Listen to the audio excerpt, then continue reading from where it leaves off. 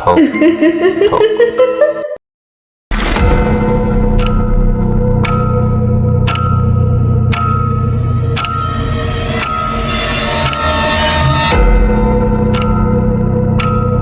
আসসালামু আলাইকুম সুপ্রিয় দর্শক শ্রোতা, আজ আপনাদের সামনে হাজির হয়েছি নতুন একটি গল্প নিয়ে। গল্পের নাম একাকী রাতের আতঙ্ক। গল্পের প্রধান চরিত্র তুষার। একতলা ছোট্ট এক বাড়িতে তুষার একাই থাকত। বাবা মা দুজনেই দেশের বাইরে কাজে গিয়েছেন। তাদের বিল্ডিংয়ে সে একাই রাত কাটাচ্ছে। প্রথমে কয়েকটা দিন স্বাভাবিক গেলেও আজকের দিনটা কেমন যেন অদ্ভুত লাগছে তার। রাত তখন 2টা, বাইরে হালকা বাতাস বইছে, জানালার পর্দা আস্তে আস্তে দুলছে, সবকিছু শান্ত। তুষার ঘুমিয়েছিল, কিন্তু হঠাৎ একটা শব্দে তার ঘুম ভেঙে গেল। ঠক ঠক ঠক।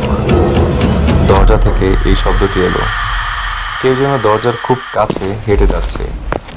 তুষার শুয়ে শুয়েই কান খাড়া করলো।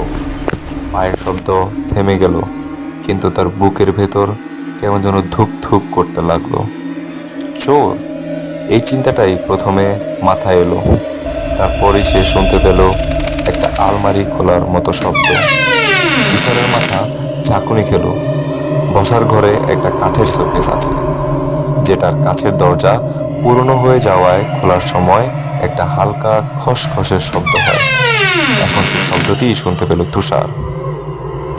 অন্য কেউ এই বাড়িতে ঢুকেছে? তুষারের নিঃশ্বাস ভারী হয়ে এলো। সে খুব আস্তে আস্তে বিছানা থেকে নামলো। বুকের ভেতর ধুক ধুক করছে তার, কিন্তু মাথা শান্ত রাখার চেষ্টা করলো। সে ঘরের এক কোণে রাখা একটা লোহার রড নিয়ে এলো। তার একটাই মাত্র অস্ত্র ছিল। ধীরে ধীরে দরজার কাছে গেল, কানের কাছে লাগিয়ে শুনতে চেষ্টা করলো। কোনো শব্দ নেই, কিন্তু ঠিক তখনই রান্নাঘর থেকে কিছু একটা পড়ে যাওয়ার বিকট শব্দ এলো।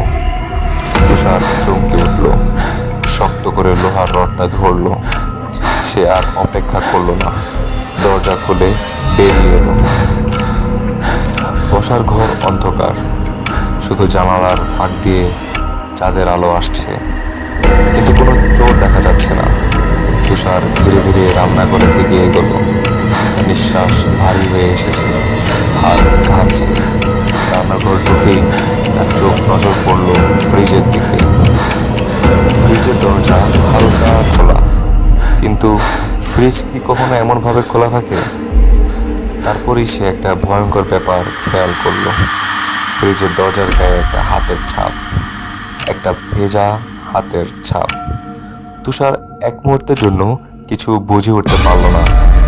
তারপরই সিঁড়ি থেকে শ বাতাসের শব্দ এলো। তুষার জমে গেল। বসার ঘরে কোণার দিকে চোখ পড়তেই দেখলো একটি ছায়া দাঁড়িয়ে আছে, কিন্তু সেটা পুরোপুরি স্পষ্ট নয়, যেন অন্ধকারের মধ্যে এসে থাকা কিছু একটা। তারপর ছায়াটা আস্তে আস্তে নড়তে শুরু করলো। তুষারের শরীরে রক্ত যেন জমে গেল। তার হাতে থাকা লোহার রডটাও তখন ভারী লাগতে শুরু করলো। তারপর ছায়াটা ধীরে ধীরে সামনে এগোলো। চোখ নেই, মুখ নেই, কিন্তু মনে হচ্ছে ওটা তার দিকেই তাকিয়ে আছে। তুষার দৌড়ে নিজের ঘরের দিকে পালাতে চাইলো, কিন্তু তার পা যেন আটকে গেছে। তখনই হঠাৎ ঘরের বাতিটা নিচ থেকেই নিভে গেল। তুষার চমকে ঘুম থেকে উঠে বসলো। শরীরে ঘামে ভিজে গেছে, বুক ধড়ফড় করছে। চারপাশে তাকিয়ে দেখলো ঘর স্বাভাবিক। তাহলে কি সব স্বপ্ন ছিল? সে ধীরে ধীরে উঠে বসলো, দাঁড়ালো, পানি খেতে গেল, কিন্তু রান্নাঘরের ফ্রিজের কাছে গিয়েই সে থমকে দাঁড়ালো। ফ্রিজের দরজার গায়ে একটি ভেজা হাতের ছাপ, ঠিক যেমনটা স্বপ্নে দেখেছিল। তারপর সোফার পাশে রাখা লোহার রডটা নিচ থেকেই নিচে পড়ে গেল। বাতিটা আবার নিভে গেল এবং দরজা থেকে শব্দ এলো, ঠক ঠক ঠক।